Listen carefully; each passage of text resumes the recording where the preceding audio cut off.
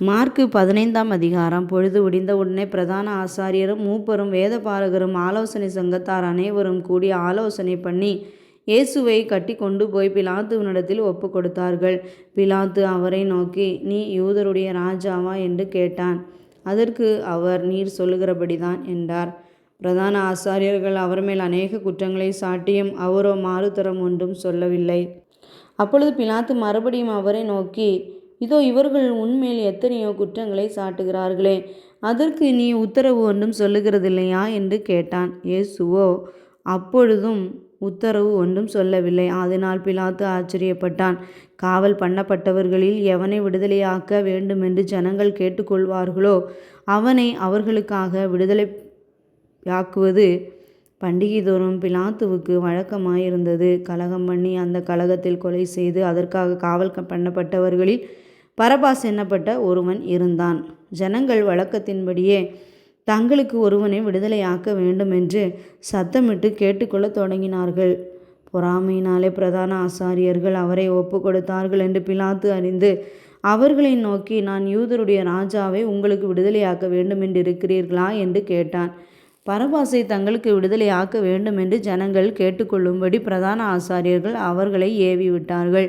பிலாத்து மறுபடியும் அவர்களை நோக்கி, அப்படியானால் யூதருடைய ராஜாவென்று நீங்கள் சொல்லுகிறவனை நான் என்ன செய்ய வேண்டும் என்று கேட்டான்.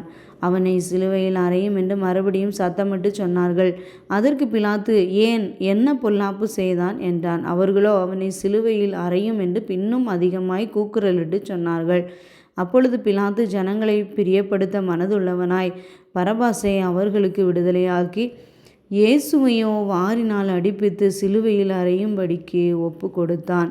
அப்பொழுது போர் சேவகர் அவரை தேசாதிபதியின் அரண்மனையாகிய மாளிகையில் கொண்டு போய் அவ்விடத்தில் போர் சேவகருடைய கூட்டம் முழுவதையும் கூடி வரச் செய்து சிவப்பான மேலங்கியை அவருக்கு உடுத்தி முள்முடியை பின்னி அவருக்கு சூட்டி, யூதருடைய ராஜாவே வாழ்க என்று அவரை வாழ்த்தி அவரை சிரசில் கோலால் அடித்து அவர் மேல் துப்பி முழங்கால் படியிட்டு அவரை வணங்கினார்கள். அவரை பரியாசம் பண்ணின பின்பு சிவப்பான அங்கியை கழற்றி அவருடைய வஸ்திரங்களை அவருக்கு உடுத்தி அவரை சிலுவையில் அறையும்படி வெளியே கொண்டு போனார்கள். சிரேனே ஊரானும் அலெக்சந்தருக்கும் ரூப்புவுக்கும் தகப்பனுமாகிய சீமோன் என்னப்பட்ட ஒருவன் நாட்டிலிருந்து அவ்வழியே வருகையில் அவருடைய சிலுவையை சுமக்கும்படி அவனை பலவந்தம் பண்ணினார்கள்.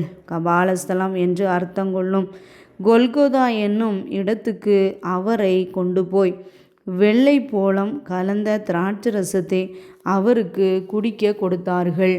அவர் அதை ஏற்றுக்கொள்ளவில்லை. அப்பொழுது அவரை சிலுவையில் அறைந்தார்கள்.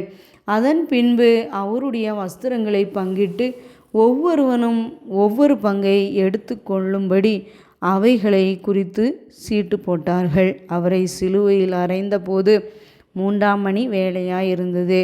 அவர் அடைந்த ஆக்கினியின் முகாந்திரத்தை காண்பிக்கும் பொருட்டு யூதருடைய ராஜா என்று எழுதி சிலுவையின் மேல் கட்டினார்கள். அல்லாமலும் அவருடைய வலது பக்கத்தில் ஒருவனும் அவருடைய இடது பக்கத்தில் ஒருவனுமாக 2 கள்ளரை அவரோடு கூட சிலுவையில் அறைந்தார்கள். அக்கிரமக்காரரில் ஒருவனாக எண்ணப்பட்டார் என்கிற வேத வாக்கியம் அதனாலே நிறைவேறிற்று. அந்த வழியாய் நடந்து போகிறவர்கள் தங்கள் தலைகளை துலுக்கி, ஆ தேவாலயத்தை இடித்து 3 நாளைக்குள்ளே கட்டுகிறவனே, உன்னை நீயே ரட்சித்துக்கொள், சிலுவையிலிருந்து இறங்கி வா என்று அவரை தூஷித்தார்கள். அப்படியே பிரதான ஆசாரியரும் வேதபாரகரும் தங்களுக்குள்ளே பரியாசம் பண்ணி மற்றவர்களை ரட்சித்தான், தன்னைத்தான் ரட்சித்து கொள்ள திராணி இல்லை. நாம் கண்டு விசுவாசிக்கத்தக்கதாக இஸ்ரவேலுக்கு ராஜாவாகிய கிறிஸ்து இப்பொழுது சிலுவையிலிருந்து இறங்கிவிட்டும் என்று சொல்லி கொண்டார்கள். அவரோடு கூட சிலுவையில் அறையப்பட்டவர்களும் அவரை நிந்தித்தார்கள். 6ஆம் மணி நேரம் முதல் 9ஆம் மணி நேரம் வரைக்கும் பூமி எங்கும் அந்தகாரம் உண்டாயிற்று.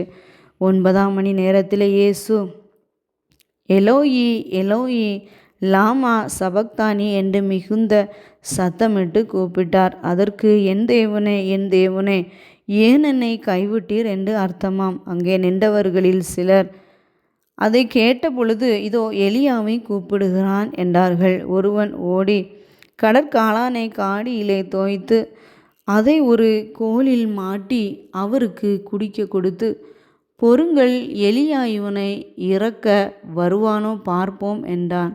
இயேசு மகா சத்தமாய் கூப்பிட்டு ஜீவனை விட்டார். அப்பொழுது தேவாலயத்தின் திரைச்சீலை மேல் தொடங்கி கீழ் வரைக்கும் இரண்டாக கிழிந்தது. அவருக்கு எதிரே நின்ற 100க்கு அதிபதி அவர் இப்படி கூப்பிட்டு ஜீவனை விட்டதை கண்டபோது, மெய்யாகவே இந்த மனுஷன் தேவனுடைய குமாரன் என்றான். சில ஸ்திரீகளும் தூரத்திலிருந்து பார்த்து கொண்டிருந்தார்கள். அவர் கலிலேயாவில் இருக்கபோது அவருக்கு பின் சென்ற ஊழியம் செய்து வந்த மகதலேனா மரியாளும், சின்ன யாக்கோபுக்கும் யோசேப்புக்கும் தாயாகிய மரியாளும், சலோமே என்பவளும் அவருடனே கூட எருசலேமுக்கு வந்திருந்த வேறும் அநேக ஸ்திரீகளும் அவர்களோடே இருந்தார்கள். ஓய்வு நாளுக்கு முந்தின நாள் ஆயத்த நாளாய் இருந்தபடியால் சாயங்காலம் ஆனபோது கனம் பொருந்திய ஆலோசனைக்காரனும் அரிமத்தியா ஊரானும் தேவனுடைய ராஜ்யம் வர காத்திருந்தவனுமாகிய யோசேப்பு என்பவன் வந்து பிலாத்துவினிடத்தில் துணிந்து போய் இயேசுவின் சரீரத்தை கேட்டான். அவர் இத்தனை சீக்கிரத்தில் மரித்து போனாரா என்று பிலாத்து ஆச்சரியப்பட்டு 100க்கு அதிபதியை அழைப்பித்து, அவர் இதற்குள்ளே மரித்தது நிச்சயமா என்று கேட்டான். 100க்கு அதிபதியினாலே அதை அறிந்து கொண்ட பின்பு சரீரத்தை யோசேப்பினிடத்தில் கொடுத்தான். அவன் போய் மெல்லிய துப்பட்டியை வாங்கி கொண்டு வந்து அவரை இறக்கி அந்த துப்பட்டியிலே சுற்றி கன்மலையில் வெட்டியிருந்த கல்லறையிலே அவரை வைத்து கல்லறையின் வாசலில் ஒரு கல்லை புரட்டி வைத்தான். அவரை வைத்த இடத்தை மகதலேனா மரியாளும் யோசேயின் தாயாகிய மரியாளும் பார்த்தார்கள்.